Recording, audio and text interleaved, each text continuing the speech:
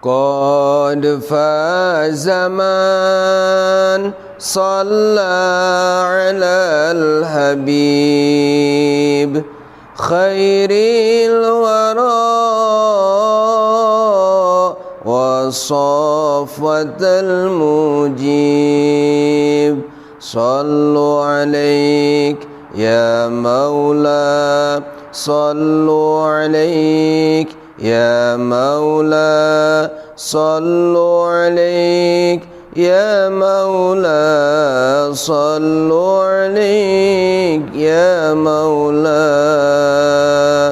Assalamualaikum warahmatullahi wabarakatuh. Sahabat setia yang Allah muliakan, saya hormati. Alhamdulillah pada hari ini ada pertanyaan lewat email korpsmubalikpasunan@gmail.com. Pak Ustadz, pertanyaannya seperti ini Pak Ustadz. Apa ciri-ciri keberhasilan selama kita menjalankan ibadah di bulan Ramadan ini? Ciri yang sangat signifikan yang bisa kita lihat secara realita keberhasilan tarbiyah di bulan Ramadan ini sangat mudah. Tidak bisa Ramadan berkualitas, diterimanya bulan Ramadan atau ibadah selama Ramadan pada saat Ramadan, tidak bisa. Di mana bisa kita mengetahui apakah Ramadan itu berhasil tidaknya? Ya setelah Ramadan. Ketika kita mau menentukan orang itu berhasil tidak berhasilnya selama Ramadan, bukan pada saat Ramadan, tapi ketika selesainya Ramadan. Contoh begini saja secara filosof. Ada puasa itu bukan hanya kita sebagai manusia, makhluk pun bisa puasa. Ayam bisa puasa, ular bisa puasa, kemudian ulat pun bisa puasa. Nah, kita ceritakan dua saja. Iya, Ustaz. Ulat contoh puasanya. Ulat ketika dia menjadi ulat ingin atau ketika mau meningkatkan derajat dirinya, itu dia berpuasa, merubah menjadi dirinya menjadi kepompong. Ketika sudah menjadi kepompong, berubah wujud menjadi kupu-kupu yang indah. Nah, yang tadinya ulat ya kita tidak mau melihat ulat, apalagi jijik. Kemudian setelah menjadi kepompong, nah sudah menjadi kepompong, itu puasanya si ulat lalu menjadi bentuk berubah yang mengindah, hebat.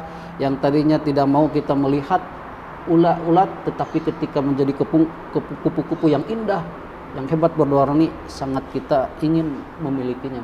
Dan ketika kupu-kupu adanya lari, itu lari luar biasa kemana kesana kemari bebas-bebas. Dan ketika kupu-kupu hinggap di rumah, itu merasakan tuan rumah bahagia. Betul. Ini bakal ada tamu, ini bakal ada pejabat, ini bakal ada rezeki. Itu saking bahagianya dengan kupu-kupu itu. Tetapi beda dengan puasanya ular. Kalau puasanya ular itu hanya casing saja yang berubah. Ya ularnya tetap aja ular, cuman jadi muda. Jadi kasep, jadi muda lagi. Nah, puasa itulah seperti puasa orang umum. Ketika dia itu hanya berubah casing saja, wajuna beuteung, sapatuna anyar, kemudian segala aksesorisnya beuteung. Nah, menurut dia itu berhasil. Padahal itu sama dengan kalau kita ukurannya cuman waktu lebaran, segala beuteung, segala baru, itu keberhasilan Ramadan. Sama dengan dia puasanya ular. Ya ada bedanya.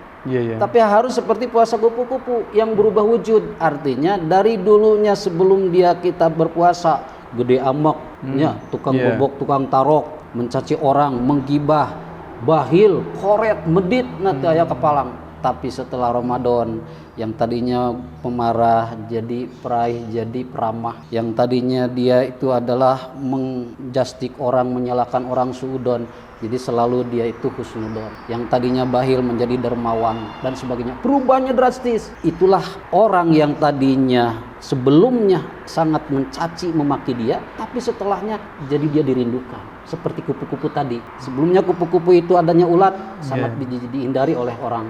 Jijik melihatnya, tapi sudah jadi kupu-kupu, dirindukan orang. Kemudian diharapkan orang dan indah dilihatnya. Dan kupu-kupu dan ulat setelah jadi kupu-kupu, yang dimakan bukan kotoran, tapi saripati bunga yang indah. Kemudian saripati itu ditaruh lagi di bunga, itu diberikan untuk lebah yang hinggap ke situ bahan baku madu. Jadi luar biasa memberikan manfaat. Maka disitulah berlaku orang yang berhasilnya Ramadan itu orang yang selalu bermanfaat, bisa menjaga mulutnya, bisa menjaga kemaluannya, bisa menjaga seluruh anggota tubuh daripada dosa. Berapa derajat dia itu naiknya lebih baik daripada sebelumnya. Tapi kalau sebelumnya butut, kemudian setelahnya lebih butut, nah itu orai kadut, jadi orai kobra. Jadi tidak ada perubahan yang hebat. Untuk apa? Puasa itu bukan hanya perubahan yang sifatnya kecantikan casing saja, tapi ruhani dan akhlak memiliki jadi akhlak karimah. Itu tarbiyah di dalam Ramadan. Nah itulah yang disebut keberhasilan adanya Ramadan. Karena Ramadan pada hakikatnya untuk mencuci dosa manusia. Yang sebelumnya manusia itu gudangnya dosa, jabrik teka bilang eta. Maka menurut para ulama kalau dilihatkan dosa itu asyadun nutnin, bau tidak. Lamun orang dosa ya ditinggalikeun ku Allah, tidak akan ada orang yang mendekati kita saking baunya. Tapi orang korupsi cantik, wangi. Sekarang kalau orang yang berzina wangi-wangi, cantik-cantik, kenapa? Karena dosanya tidak diperlihatkan. Makanya dosa itulah yang akan Allah cuci di bulan Ramadan ini. Karena tidak mungkin orang masuk surga karena dosa, karena banyak dosa.